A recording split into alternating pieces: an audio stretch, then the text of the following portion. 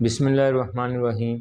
नाज़रीन, इस video clip में मैं ये आपको बताऊंगा कि कलराठी ज़मीनों से हम गंदम की बेहतर पैदावार कैसे हासिल कर सकते हैं।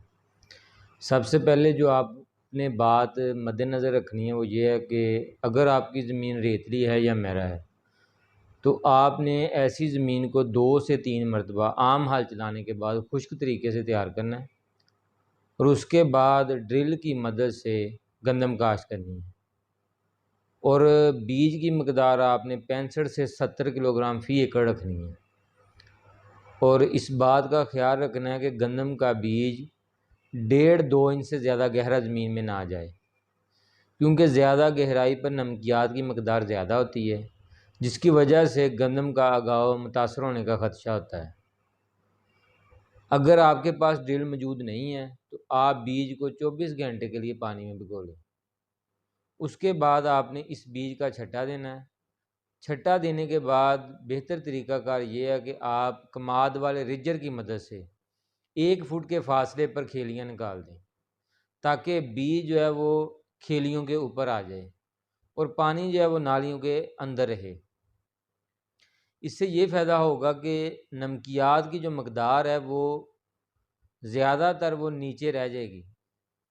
और इसके अलावा जो नमकियात अगर ऊपर भी सीपज के ज़रिए से चढ़ते हैं तो उसमें ये होता है कि वो नमकियात दरमियान में बिल्कुल जो आपकी खेली है उसके दरमियान में इकट्ठे होते हैं।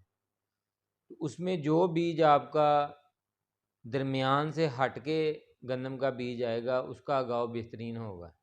इसके अलावा जो खादों का इस्तेमाल है ना, वो आपने इसमें बिजाई के वक्त कोई खाद नहीं डालनी, क्योंकि इसमें खदशा होता है कि गंदम हो सकता है गंदम उगे ना ज़्यादा नमकियात की वजह से। तो करना यह है कि अगर आपको गंदम का उगाव बेहतर नज़र आए तो पहले पानी के साथ आपने 4 बोरी सिंगल सुपर फास्फेट और 2 बोरी अमोनियम सल्फेट डालनी है। अच्छा, अमोनियम सल्फेट में 24% सल्फ़र है। इसके अलावा 21% उसमें नाइट्रोजन है। उसमें सल्फ़र होता है, वो ज़मीन को बेहतर करता है। तो सिंगल सुपर फास्फेट में भी 46% जिप्सम होता है, तो वो भी ज़मीन को बेहतर करने में अपना किरदार अदा करता है। तो लिहाजा ये ऐसी रेतली और मैरा ज़मीनों के लिए ये रिकमेंडेशन है। इसके अलावा ऐसी ज़मीनें जो कि चिकनी हैं और उसका अंदरूनी निकास बेहतर नहीं है और थोड़ से भी मुतासरा हैं, तो ऐसी ज़मीन में आपने ये करना है कि वो 3-3 फुट के फासले पर आपने क्यारियाँ बनानी हैं और 8 से 9 इंच उसकी ऊंचाई होनी चाहिए। और इन क्यारियों के दरम्यान आपने नालियाँ बनानी हैं और पानी इन नालियों में लगे, और कोशिश करें ये जो पानी है वो इन नालियों से बाहर ना आ जाए। और दूसरा, पानी लगाते हुए ये भी एहतियात करनी है कि ये पानी क्यारियों के ऊपर ना चढ़े। ये जो तरीक़ाकार है वो ऐसे इलाके जहाँ पर चावल काश्त होता है, ज़मीनें सख्त हैं और चिकनी हैं और थोड़ से भी मुतासरा हैं। इसके अलावा जो रेतली है या मैरा ज़मीनें हैं उसमें फिर आपने पहला पानी 8 से 10 दिन के बाद लगाना है, और ये भरपूर पानी लगाना है ताकि नमकियात पौधे की जड़ों से दूर चले जाएं और गंदम का उगाव मुतासर ना हो। जो पहले 2 हफ्ते होते हैं वो गंदम के उगाव के लिए बहुत ज़रूरी हैं। इसके बाद जो आपने पानी लगाना है उसमें आपने, जब पौधा झाड़ बनाता है, शगुफ़ा साजी करता है, वो 20 से 25 दिन के बाद एक पानी लाजमी लगाना है।